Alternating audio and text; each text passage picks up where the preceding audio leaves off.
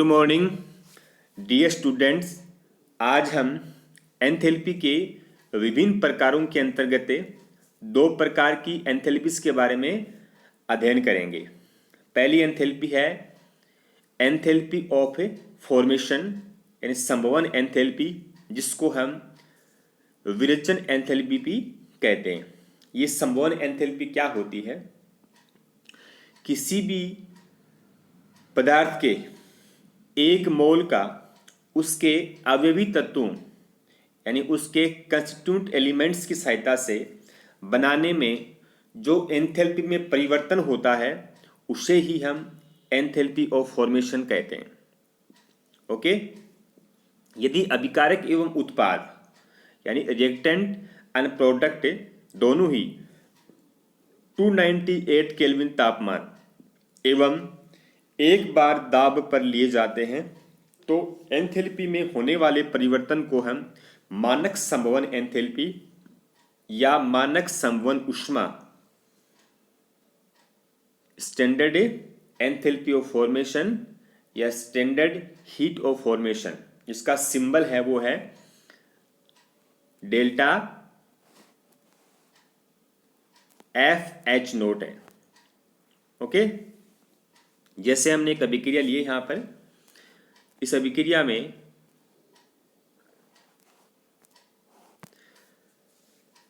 Carbon element है जो कि ठोस अवस्था में, ऑक्सीजन भी एलिमेंट के रूप में जो कि गैस अवस्था में है। यानी इन एलिमेंट्स के कॉम्बिनेशन से 1 मोल CO2 गैस का निर्माण होता है। तो इस अभिक्रिया में जो एंथैल्पी में परिवर्तन होगा उसका मान होगा delta FH0 equal to -393.5 kilojoule per mole. इसमें देखिए मुख्य बात क्या है कि अभिकारक जो हैं वो एलिमेंट स्टेट में होने चाहिए और इन अभिकारकों से जो उत्पाद बन रहा है उसकी जो मात्रा है वो 1 मोल होनी चाहिए। ये दो कंडीशन असेंशियल है to show heat of formation या एंथैल्पी ऑफ फॉर्मेशन को शो करने के लिए ये दोनों कंडीशंस असेंशियल है। कौन सी condition? Element reactant must be in element state and product should be form in 1 मोल।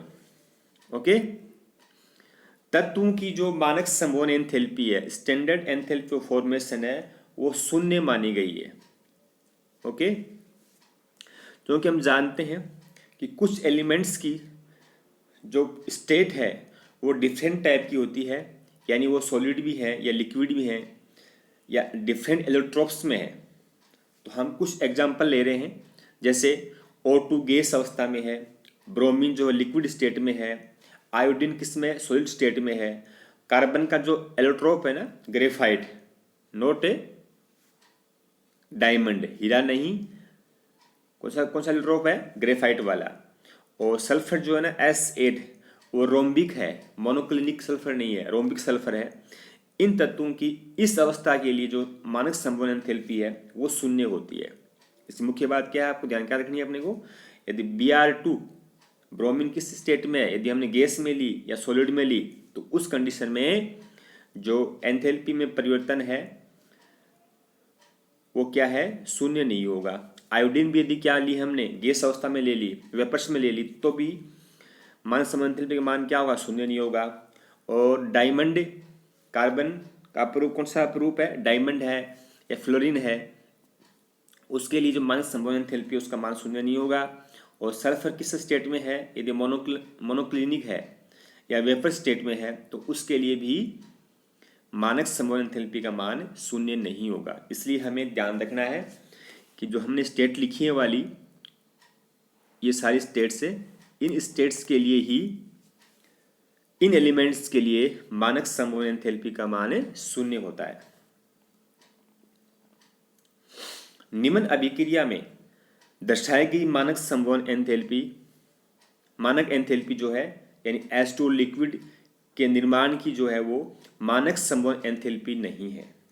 यानी हमने अभिक्रिया लिखी है 2H2 गैस अवस्था में, O2 गैस अवस्था में है, इससे क्या बन गया? इससे 2 मोल बन गए वाटर के।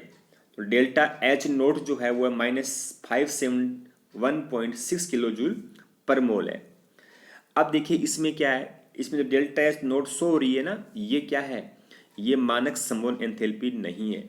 क्यों नहीं है, देखिए ध्यान दीजिए आप कि इसमें जो हमने ये लिए हैं, इसमें जो हमने ये लिया है उत्पाद जो बन रहा है एलिमेंट से, वो उत्पाद क्या हो रहा है, वो 2 मोल बन रहा है। जबकि हमने क्या बताया था पहले कि प्रोडक्ट वो क्या होना चाहिए, प्रोडक्ट 1 मोल बनना चाहिए और अभिकारक किसमें होने चाहिए, एलिमेंट स्टेट में होने चाहिए। लेकिन यहाँ पर 2 मोल बन रहा है और 2 मोल निर्माण में ये -571.6 किलो जूल पर मोल जो एंथैल्पी वो चेंज होती है। इसका मतलब हमें क्या चाहिए, हमें 1 मोल चाहिए।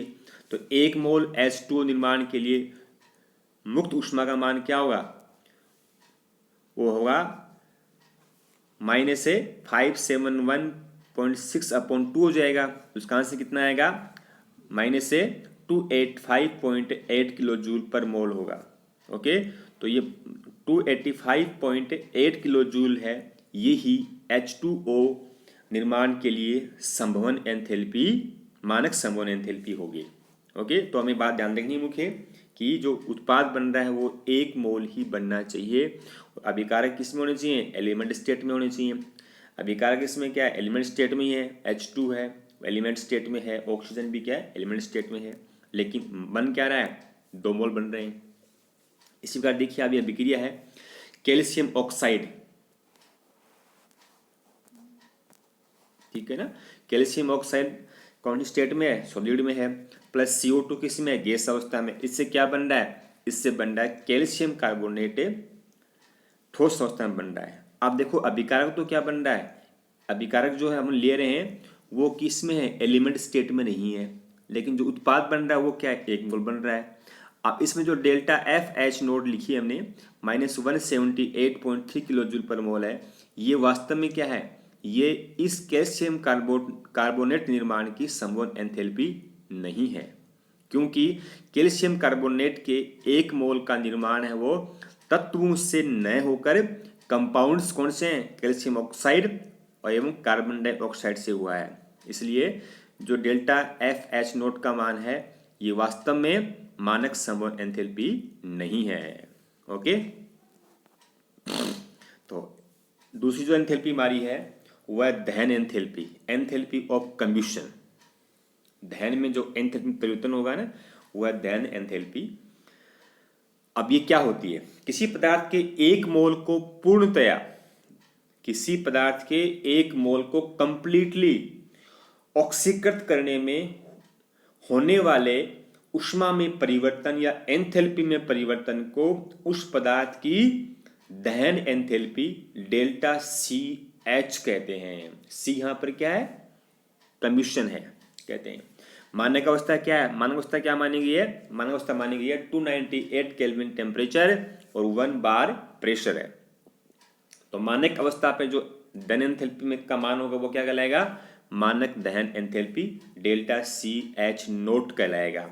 नोट हमेशा स्टैंडर्ड स्टेट मानक अवस्था के लिए आता है। जैसे 1 मोल मेथेन का दहन हुआ यानी CH4 गैस अवस्था में, इसका दहन में क्या चाहिए, में दहन में ऑक्सीजन गैस चाहिए, तो 2O2G इससे बन गया CO2G प्लस 2H2O लिक्विड। तो इसमें डेल्टा CH नोट यानी स्टैंडर्ड एंथैल्पी ऑफ कंबशन उसका मान कितना है, -890.4 किलो जूल पर मोल हो गया। यानी 1 मोल पदार्थ हमारे पास क्या था, CH4 था। तो ध्यान दीजिए दहन एंथैल्पी में क्या आएगा, दहन एंथैल्पी में जिस पदार्थ का दहन हो रहा है उसकी मात्रा क्या होनी चाहिए, उसकी मात्रा 1 मोल होनी चाहिए। और इस 1 मोल पदार्थ के दहन के लिए जितनी एंथैल्पी में परिवर्तन होगा वह एंथैल्पी में परिवर्तन ही संभवन दहन एंथैल्पी को रिप्रेजेंट करेगा। ओके, दहन एंथैल्पी का जो मान है उसमें एक मुख्य बात और है कि जो दहन एंथैल्पी का जो मान है वो अभिक्रिया में भाग लेने वाले पदार्थों की भौतिक अवस्था यानी फिजिकल स्टेट, यानी सॉलिड में है, लिक्विड में या गैस में, भौतिक अवस्था एवं अपरूप एलोट्रोपिक फॉर्म्स पर भी निर्भर करता है। यानी कौन से अपरूप में?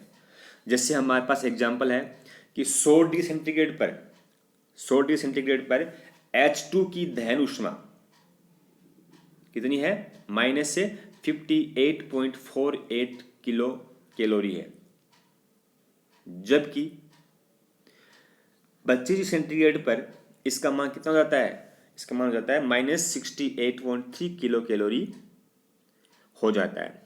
100 डिग्री सेंटीग्रेड पर प्राप्त जो जल है वो किस अवस्था में होता है? हम जानते हैं गैसीय अवस्था में होता है, जबकि 25 डिग्री सेल्सियस पर प्राप्त जल किस अवस्था में होता है? द्रव अवस्था में होता है। इसका मतलब क्या हुआ? जो उत्पाद बना है उस उत्पाद की भौतिक अवस्था के आधार पर जो दहन एंथैल्पी है उसका मान चेंज हो जाता है।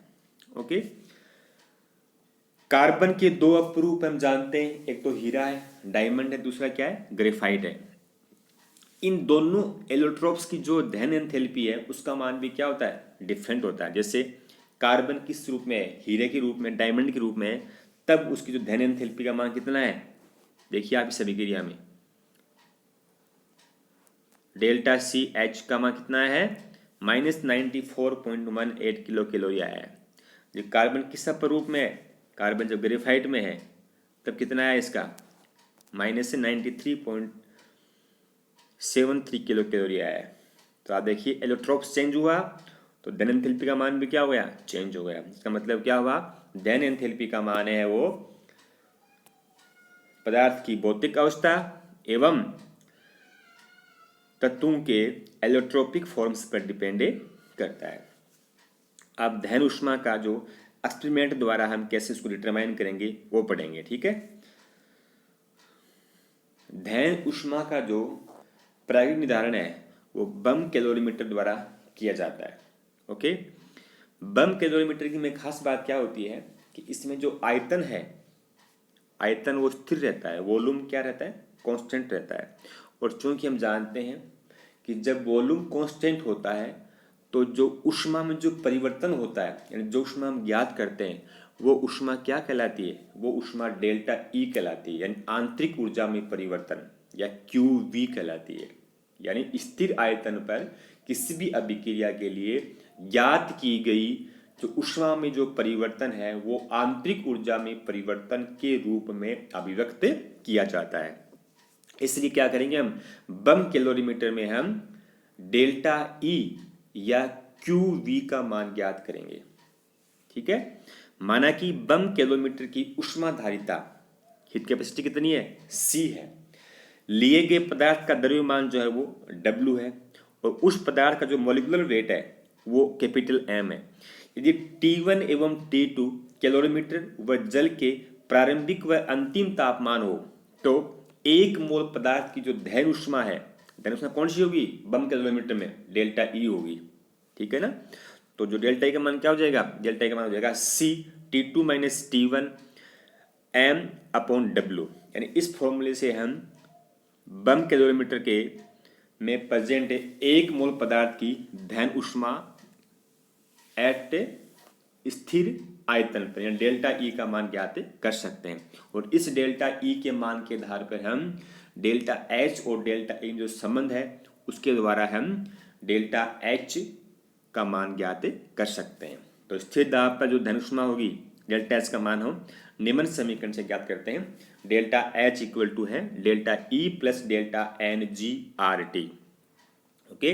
तो इसके आधार पर हम जो स्थिर दाब पर जो एंथैल्पी परिवर्तन है यानी दहन ऊष्मा है उसका मान ज्ञात कर सकते हैं। इस प्रकार इस वीडियो में हमने आज समवन एंथैल्पी एवं दहन एंथैल्पी के बारे में जानकारी प्राप्त की।